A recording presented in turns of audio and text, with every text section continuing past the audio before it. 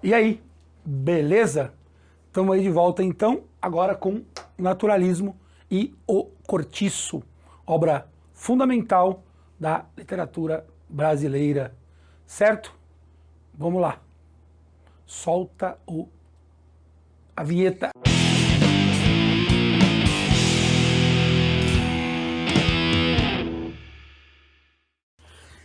Gente, é o seguinte, o realismo foi um movimento extremamente importante e que acabou tendo uns frutos aí, né? Então, o naturalismo é um desses frutos. O que acontece? A gente tem como marco inicial do realismo na França uma obra chamada Madame Bovary, do Gustave Flaubert. Alguns anos depois, um autor chamado Émile Zola, que é um cara sensacional, ele escreveu um manifesto naturalista, em que ele queria aprofundar algumas questões, trazendo para a literatura o homem, o ser humano, na sua condição de ser social, mas também na sua condição de bicho, de animal que vive nessa selva que era a sociedade burguesa que estava se construindo naquele momento. O Zola, ele entendia que dentro daquela estrutura social segregadora, com certeza, você estava construindo e criando um ambiente que fatalmente traria uma diferença absurda, fundamental, fulcral, entre o burguês aristocrata, que vive a vida de luxo, de conforto, de alimento, e esse pode melhorar a condição do espírito, e aquele que tem que comprar a vida à prestação, aquele que tem que lutar pelo alimento, aquele vira bicho, vira animal. E aí é que vai surgir então essa literatura tão interessante que é a literatura naturalista, e que vai focar principalmente nessas duas teorias do cientificismo, né? O determinismo, ou seja, o homem é produto do meio em que ele está inserido, e o evolucionismo. O homem age por instinto. E aí o instinto de sobrevivência, o instinto sexual, essas coisas vão aparecer muito fortes nas obras naturalistas. Tanto é assim que, se a gente fosse pensar em dois grandes temas naturalistas, duas grandes questões do naturalismo, a gente teria que pensar em sexo e em violência. Sexo e violência. O homem é esse bicho que se manifesta e que se coloca no mundo a partir dessa afirmação violenta e deixa transparecer em muito esse desejo sexual que o iguala aos bichos, que o iguala às bestas. Então, isso vai ser muito forte na literatura naturalista. Certo? No Brasil, esse tipo de literatura teve uma aceitação muito forte.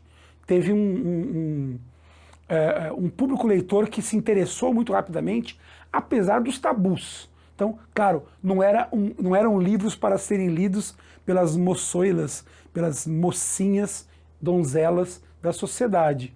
Talvez não abertamente, né? Se pá escondido, de repente, quem sabe. Agora, foram obras que agradaram muito, gente, agradaram muito o público leitor, porque eram livros que traziam, assim, uma tensão de violência, uma tensão sexual, uma tensão entre as personagens de uma profundidade que fazia com que o leitor realmente ficasse muito, muito preso a elas. E aí a gente vai ter vários grandes autores, vários, que vão pegar o caminho do naturalismo.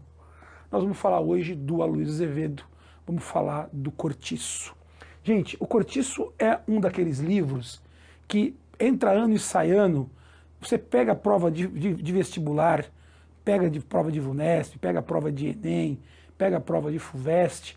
Né? O Cortiço esteve na lista da FUVEST durante muitos anos, saiu, teve na Unicamp, saiu. É um livro que vai e vem aí nas listas de vestibular, mas ele está sempre presente. Né? E ele está sempre presente como base. Né? E aí a gente percebe muito isso quando vê a ocorrência das obras em provas feitas pela VUNESP, nas provas do Enem. Por quê? Por que o Cortiço é um livro tão importante nesse sentido? O que acontece? Aqui a gente tem a formação do proletariado urbano brasileiro. O Aloysio Azevedo, ele fez um recorte num Brasil, apesar do livro ter sido publicado em 1895, ele se passa antes da abolição. Então, num Brasil escravocrata, o que era você ser um trabalhador assalariado? Amigo, se hoje já não está fácil para ninguém, naquele momento histórico era tenso. Por quê? Para que alguém ia contratar um empregado se podia comprar um escravo? E isso é algo que fica muito claro na obra, né? A condição que as pessoas, às quais as pessoas têm que se submeter para poder sobreviver. Os personagens do livro são bichos, são animais tentando sobreviver nessa selva, na selva que é o Brasil desse momento aqui. E isso é muito forte, isso é muito intenso no livro. Bom, a obra gira em torno de João Romão. João Romão começa o livro como aquele menino imigrante português, pobre, que precisa sobreviver e que vai trabalhar numa pequena mercearia, numa vendinha que existe ali num lugar ermo, afastado, próximo a uma pedreira, um lugar do qual um velho português, vendeiro, consegue mal tirar o seu sustento. O João Romão trabalha ali em troca de abrigo e de alimento. E ele coloca na cabeça o seguinte: ele vai ser rico. Ele vai ser rico. É o que ele quer na vida. Ele quer possuir. Ele precisa possuir. Ele precisa ter. E enquanto ele não puder ter, enquanto ele não puder possuir, ele não vai descansar. O João Romão se submete a o que tem de mais triste. Ele dorme em cima de uma esteira no chão. Ele come mal. Ele trabalha de sol a sol. Ele é humilhado, mas ele fica ali firme. Os anos passam, o vendeiro resolve voltar para Portugal e, no seu primeiro golpe, não vai ser o primeiro nem o último, é o primeiro, mas não vai ser o último, o João Romão pega para si a venda, né, a merceariazinha. Ele assume ali os negócios. E a partir daí ele começa a trabalhar por conta própria. Veja, ser dono dali não significava muita coisa. Como eu disse, um lugar pequeno, ermo, que vendia pouquíssimo, e dali ele consegue tirar mal e mal o seu sustento. Ele continua dormindo nos fundos da venda, dorme lá em cima das sacas de alimento, vive uma vida bem apertada. Num certo momento ele resolve construir um puxado ao lado da venda e fazer ali uma casa de pasto. Olha que interessante essa expressão, casa de pasto. É um restaurante, mas olha só, uma casa de pasto. Esse termo, né, na verdade a gente utiliza pouco em português, mas casa de pasto, pasto é alimento, né?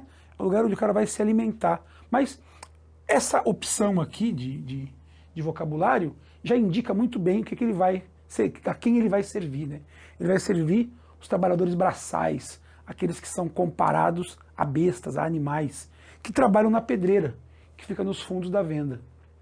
O João Romão, então, começa ali a fazer comida para esses caras e para poder melhorar o seu ganho. Tem uma passagem do livro que é bastante reveladora da obsessão do João Romão. Ele é tão muquirana, ele é tão sovina, que ele faz comida, ele serve o alimento para os trabalhadores, e quando eles terminam de comer, ele junta os restos de comida num prato e ele come os restos. Gente, vamos lá. Resto de comida, você geralmente ou joga fora, ou dá para os bichos. Né? O João Romão come resto. Ele come a comida babada dos empregados, dos pedreiros ali, daqueles caras. Então ele se submete a isso. O João Romão tem lá umas galinhas. Ele adora ovos, mas ele não come nenhum. Põe tudo para vender. Ele tem lá uma horta, mas para ele só os vegetais estragados, machucados, aqueles que não vão vender. O João Romão é obcecado por guardar dinheiro. Ao lado da venda tem um terreno, um grande terreno. E esse terreno, ele é objeto de desejo do João Romão. Ele tem uma ideia, ele quer construir ali uma hospedaria, né, que acabar se transformando no cortiço, ele chama de hospedaria. Num certo momento, surge na vida dele a Bertoleza. A Bertoleza é uma escrava fugida. Ela vivia amaziada com um português velho, carroceiro, que morava por ali. Esse português morre e a Bertoleza vem pedir abrigo para o João Romão. A Bertoleza não quer voltar para o cativeiro. Ela trabalha, ela aluga os serviços dela e ela está juntando dinheiro para comprar sua alforria. Ela pede então para morar com o João Romão. Ela vai ajudá-lo de graça. Veja, para o João Romão essa é a palavra mágica, de graça. Ele adora de graça, tudo. E aí, em troca desse abrigo, ela vai trabalhar ali para ele, ela vai alugar os seus serviços e dar o dinheiro para ele. E ela vai poder contar com a sua proteção. Aqui mostra também aquela coisa, né? O homem branco imigrante, comparado à mulher negra escravizada, né? A diferença social. Ele mesmo sendo pobre, conta com alguma proteção social e pode passar essa proteção para ela. Bom, Bertoleza passa a ajudar o João Romão, passa a trabalhar com ele. E eles começam então nessa empreita de construir o cortiço. Primeiro ele compra uma faixazinha curta de terra, ele vai à noite nas obras da região e rouba material de construção. O João Romão não vale nada, isso é mais do que claro. Ele rouba material de construção para poder construir a primeira casinha do cortiço. No meio desse terreno tem uma bica d'água e as mulheres, as lavadeiras vão ali lavar roupa. Ele então começa a comprar partes do terreno, e começa a fazer essas casinhas. Aos poucos, mal e mal a casinha ficava pronta, já era alugada, porque é uma região carente de moradias. Os trabalhadores da pedreira queriam morar perto do trabalho, ganhavam muito pouco, ali não teriam que se deslocar. As lavadeiras, as mulheres desses caras eram lavadeiras, poderiam trabalhar lavando roupa. Ele faz uma tina de cimento ali, ele faz uma espécie de local para lavar, e ele passa a alugar essas tinas para as mulheres. Mas quem morava no cortiço não precisava pagar aluguel, então podia lavar. Ele se apropria, ou seja, da água, se apropria da bica d'água. E ele vai comprando e construindo. E ele começa então a ter sucesso, começa então a ganhar dinheiro. O cortiço começa a crescer. Aqui tem um dado interessante, o cortiço se transforma numa espécie de organismo. Um organismo. O cortiço está vivo. O cortiço está vivo, ele começa a... o narrador até usa esse termo, o cortiço começa a minhocar, começa a brotar do estrume. São imagens muito fortes no livro. E aí começa a surgir esse ser, esse ente, que é o cortiço. Esse cortiço onde vão morar essas pessoas muito pobres, pessoas que passam muita dificuldade, mas que ficam muito felizes quando conseguem uma casinha no cortiço, um emprego na pedreira e roupa para lavar. Quer dizer, mostra o completo esvaziamento da consciência social, da consciência de classe. As pessoas simplesmente se submetem a isso. Elas precisam sobreviver. Elas não têm senso crítico, não questionam nada. Esse livro tem uma característica interessante. Ele tem uma quantidade enorme de personagens, enorme. Eu precisaria de 3 encontros aqui para poder analisá-lo personagem por personagem, mas isso não é necessário.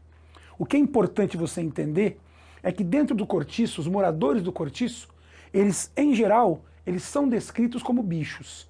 E aí, satisfazendo suas necessidades de alimento, o seu prazer, que em geral está muito ligado ao álcool, e também ao prazer sexual, aquela condição meio promíscua, as casinhas todas uma do ladinho da outra. Gente, quando eu falo casa é um cômodo ou 2, com um puxadinho, e ali aquelas casinhas todas grudadinhas, todo mundo sabendo da vida de um do outro, todo mundo vivendo promiscuamente, né?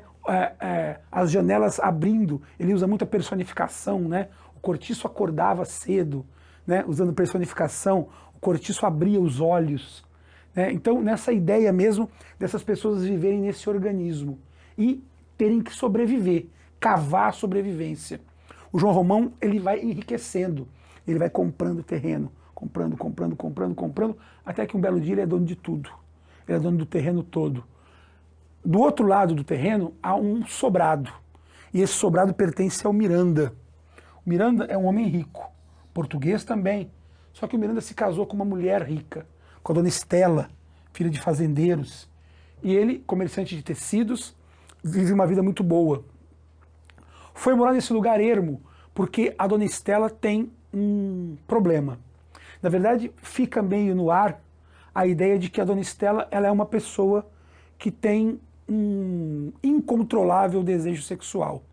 Ela é uma pessoa que, enfim, ela satisfaz as vontades de muitas pessoas. E o Miranda, ele fica meio perdido nisso.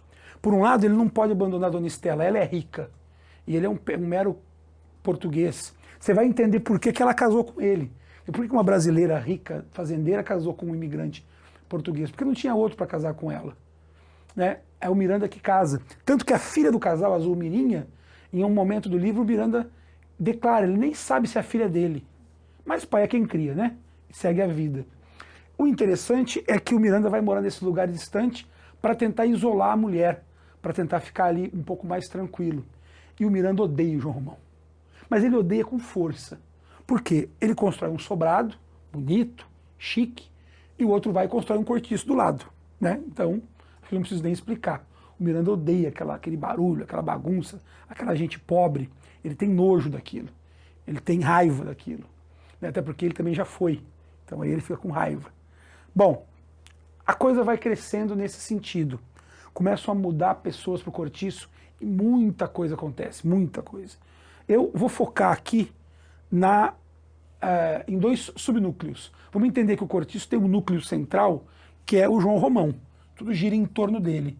E aí eu tenho personagens que estão ligados ao João Romão, mas que criam em torno de si também situações que são interessantes e reveladoras da situação aqui da condição de cada um no cortiço. Primeiro eu vou falar do Jerônimo. Tem um negócio muito legal, né? O determinismo. O homem é determinado pelo meio. Só que aqui eu tenho que entender a combinação do determinismo com o evolucionismo. Ó, que legal! João Romão, homem, branco, imigrante português, obstinado pelo trabalho. Como é que o João Romão termina o livro? Rico. Jerônimo, homem, branco, português, obstinado pelo trabalho. Mas o Jerônimo não vai terminar rico, pelo contrário. O que vai acontecer? Vamos entender isso. O Jerônimo, ele trabalha também nas pedreiras.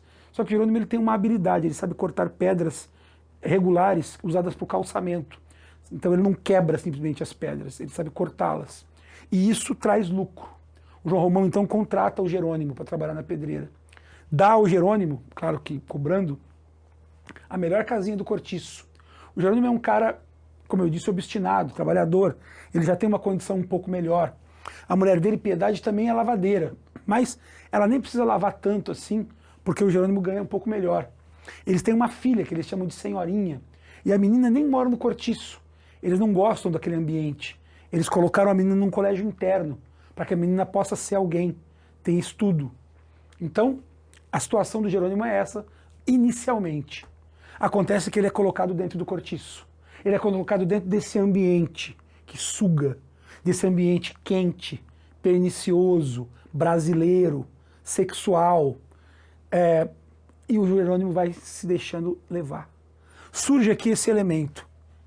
A Rita Baiana é essa mulata, então, sensual, é essa mulher que quer o seu quinhão da raça superior. E aí vai ter aquele momento em que o Jerônimo está doente.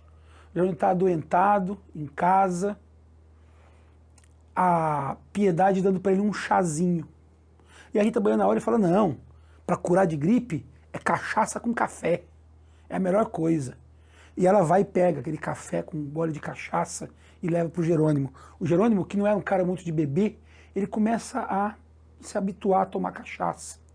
De repente, o Jerônimo, que gostava de tocar um violão, a Rita Baiana fala para ele que tem um samba que acontece lá no sábado à noite, lá no fundo da pedreira. O Jerônimo começa a frequentar esse lugar. Ele vê a Rita Baiana dançando, girando, com aquela saia rodada branca. Ele começa a se deixar levar. Tem uma passagem que a Rita Baiana leva uma muqueca de peixe. Essa muqueca, né, é muito interessante porque é aquele prato aromático, aquele prato sensual. Né? O livro trabalha muito a sinestesia. Como é que o bicho reconhece o ambiente? Como é que o animal reconhece o ambiente? Pelo raciocínio? Não.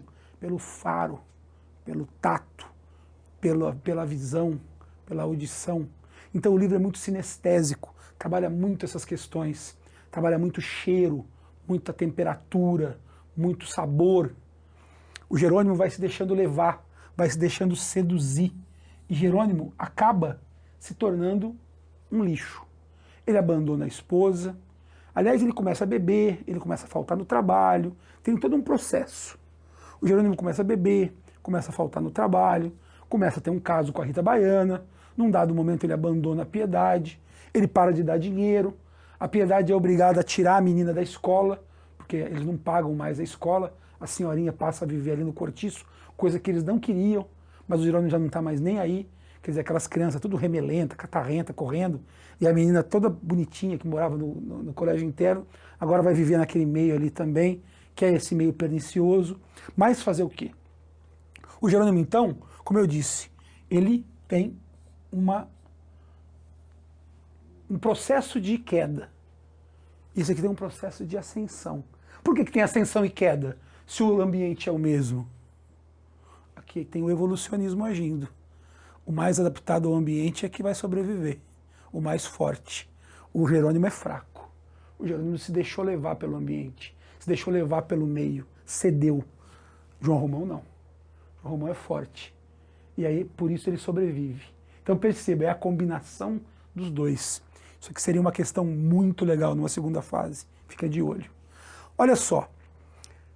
Vou falar agora de uma outra personagem importante aqui nesse meio, que é a Pombinha. A Pombinha é uma jovenzinha, uma moça bonita, que já viveram uma vida burguesa. Ela e a mãe viviam uma vida boa, enquanto o pai era vivo. Acontece que o pai da Pombinha morre, deixa muitas dívidas, e aí elas perdem a casa. Dona Isabel e Pombinha passam a viver então no cortiço. Dona Isabel, já uma senhora, lava roupa, né, como as mulheres dali. A Pombinha nem isso. A Pombinha é toda frágil, toda branquinha, toda doentinha, ela não tem forças para nada. E tem um detalhe aqui, a Pombinha já tem 18 anos, mas ela ainda não menstruou. E essa questão é uma questão que todo mundo sabe. Como eu disse, o cortiço é todo cheio dessa coisa meio promíscua, de todo mundo saber a vida do outro. Então, eles estão andando, a Pombinha está passando, e as lavadeiras perguntam, e aí, Pombinha, já veio? Ah, ainda não. Quer dizer, as pessoas discutem a menstruação da Pombinha em público, que é um negócio super tranquilo, né? Bem legal de acontecer. Bom, nesse ambiente do cortiço, tem uma figura que aparece de vez em quando, que é a Leone. A Leone, ela é uma prostituta. Vejam, Pombinha e Dona Isabel nunca olhariam na cara da Leone se ainda fossem burguesas. Óbvio. A Leone é uma prostituta, uma mulher da vida. Agora, naquele momento ali que elas estão, naquela vidinha pobre que elas estão vivendo, a Leone de vez em quando vai e leva um vestido que ela não usa mais e dá para a Pombinha, leva uma caixa de doce, leva uns biscoitos, leva umas frutas. As duas praticamente passam fome. A dona Isabel não consegue lavar tanta roupa assim. Então a vida delas é uma vida muito difícil. E a Leone era um pouco mais velha, ela fala assim, a Pombinha é minha afilhadinha, eu vou ajudá-la e tal. Beleza, por enquanto fica isso. Um belo dia, a Leone convida a Pombinha e Dona Isabel para ir para sua chácara. A Leone tem uma chácara, né, uma casa onde ela recebe os homens, inclusive, e tal. E a Pombinha e a Dona Isabel vão. Elas as convidam no sábado à tarde. Ela vai fazer lá um café da tarde, uma coisa para elas e tal. Quando elas chegam, tem uma mesa linda, com bolo, com pães, com queijo, presunto, com chás. A Dona Isabel, que vivera isso, né? A Dona Isabel teve uma vida boa, ela está pobre agora. Quando ela vê aquela comida toda, ela está passando fome. A Dona Isabel come, mas come, de acordo, né? Muito. Come e dorme. Cai no sofá lá e deita. A Pombinha está ali, tadinha, quietinha. A Leone fala para ela assim, Pombinha, vamos lá no meu quarto que eu quero te mostrar um negócio. Aqui eu quero falar uma coisa para vocês muito séria. Se você receber um convite desse, você precisa pensar bem. Se você quer ver um negócio. Porque se você for convidado e você for, vai saber. A Pombinha vai. A Leone abre a porta do quarto, a Pombinha entra e a Leone tranca a porta. Gente, por favor. É que assim, a Pombinha é muito ingênua. Como ela não menstruou, nesse momento histórico aqui, a menina, antes de menstruar, não sabia nada das coisas da vida. Pombinha é uma moça de 18 anos, mas com a cabeça de criança. E ela vai. A Leone senta na cama e fala assim, nossa, tá muito quente aqui, vamos nos refrescar um pouco. Por que a gente não tira o vestido? Oi? Como assim? Por que a gente não tira o vestido? E a Leone fala isso e já tira. Fica ali pelada. O narrador vai narrando isso pra gente e mostrando o desconforto que a pombinha vai sentindo. E de repente, quando a pombinha percebe, a Leone já está desabotoando o vestido dela, já está tirando. A pombinha se vê ali nua, junto com a outra, e a Leone vai para cima. E aí, gente, acontece um ataque mesmo. A Leone ataca a pombinha. A gente percebe, então, que o que a Leone quer é a pombinha da pombinha. Né? A pombinha da pombinha está em risco, e a Leone vai em cima. E a pombinha começa a tentar sair, e a Leone vai, e aquela coisa toda. E o narrador vai contando isso pra gente de uma maneira meio num crescente, em que a Leone vai tendo cada vez mais prazer e tal, até que ela chega no prazer máximo. A pombinha, ela no primeiro momento, ela se sente muito desconfortável. Ela não entende muito bem o que está acontecendo. Então ela começa com uma entonação. Eu costumo brincar nessa parte do livro que é o seguinte, a pombinha fala assim, não, para, não, para, não para, não para, não para, não para, não para. Quer dizer, é tudo uma questão de velocidade. A Leone vai, a pombinha tem um orgasmo, essa é a grande verdade. Só que a pombinha era virgem, não sabia nem o que estava acontecendo, nem menstruado, tem menstruado na vida. Tanto é assim que quando a Leone termina e cai para o lado, a pombinha cata as roupas e pula a janela, sai pombinha, falta ela sair voando. Ela vai embora. Ela desaparece. E detalhe, ela não conta pra ninguém o que aconteceu. Acontece que naquela mesma noite, a pombinha tem um sonho. Ela sonha com um sol vermelho, ela sonha com umas borboletas azuis, umas cores, um calor. No dia seguinte ela menstrua. Aqui, gente, tem uma questão fundamental do livro. A pombinha é despertada sexualmente por um contato homossexual. No livro naturalista isso aparece muito. Só que no livro naturalista isso aparece, né, Pombinha e Leone, na sua relação com o homossexualismo. Qual que é a diferença? Não é homossexualidade, é homossexualismo. É visto como doença. A Leone tem a doença do homossexualismo. Ela atacou a pombinha. O que a pombinha fez? Pegou. O que vai acontecer? A pombinha tinha um pretendente, o Costa. Ela só não tinha se casado ainda porque ela não tinha menstruado. Ou seja, ela não era madura sexualmente para cumprir o papel da mulher, ou seja, ter filhos. Né? No século XIX era isso. Quando a pombinha menstrua, felicidade total. Por quê? Porque agora ela pode casar com o Costa. Ela e a mãe vão ser retiradas do cortiço. Né? Ela vai poder ter uma vida fora dali. Mas a pombinha fica casada com o Costa durante um período, 2, 3 anos, sofrendo. Ela tem nojo do Costa, ela tem nojo de homem, ela tem nojo daquela situação de casada. E no final das contas, o que ela faz? Abandona o Costa e vai viver com a Leone. As duas passam a ser um casal, as duas passam a se prostituir e a viver juntas. É muito louco isso, gente. Olha só a semiótica agindo aqui, ó. Leão e pomba, predador e presa. Como é que a Leone atraiu a pombinha? Jogando comida, a isca. Olha que louca que é a construção da selva aqui. É sensacional. E aí no final, a dona Isabel, coitada, fica louca, né? Porque a filha abandona o marido, vai morar com a Leone e as duas se tornam um casal. No final do livro, nas últimas páginas do livro, a pombinha, já toda bem vestida, com roupas extravagantes, de prostituta, começa a frequentar o cortiço. Começa a levar doces e biscoitos para Senhorinha, a filhinha do Jerônimo. Por quê? Porque ela começa a cevar, ela começa a cultivar, ela começa a criar, porque ela está de olho na pombinha da Senhorinha. Quer dizer, quando a Senhorinha crescer, uau, certo? A pombinha virou predadora. Ela vai passar o homossexualismo para frente. O homossexualismo que ela pegou da Leone. Veja, na época o preconceito era gigantesco. E o homossexual é visto então como doente. O livro é sensacional nesse sentido. Seria uma questão muito legal para ser trabalhada também aí numa segunda fase. No final do livro, João Romão é um homem rico. O cortiço pega fogo, ele tem um seguro, ele ganha muito dinheiro, ele precisa se livrar da Bertoleza, porque a Bertoleza até agora está ali, ele viveu com a Bertoleza, ele teve inclusive relações íntimas com ela e ela não foi embora ainda, ele agora é um homem rico, Ele recebe uma proposta do Miranda, o Miranda está meio quebrado, e o Miranda quer casar sua filha, a Zulmirinha, que é uma menina de 15, 16 anos, mas na época era assim. O João Romão é um homem adulto, de 40, 50 anos, mas está tudo certo. O fato é que o Miranda tem medo que a Zulmirinha seja igual à mãe, ou seja, que a Zulmirinha também saia tendo aí relações sexuais pela rua. E aí, ela antes casada.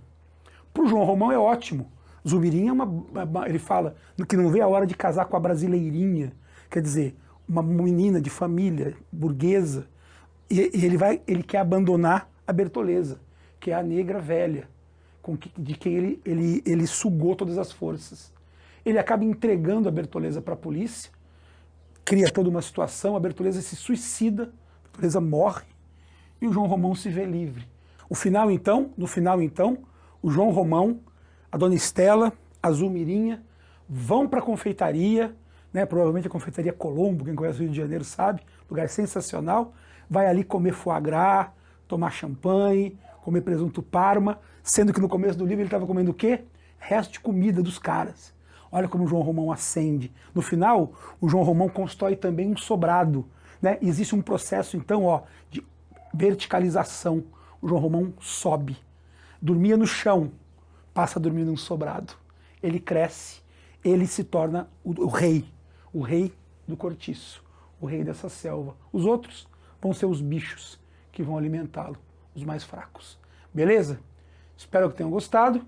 A gente segue na próxima aula ainda com uma obra ligada aqui ao naturalismo, que é o Ateneu, do Raul Pompeia. Falou, valeu, tamo junto, gente!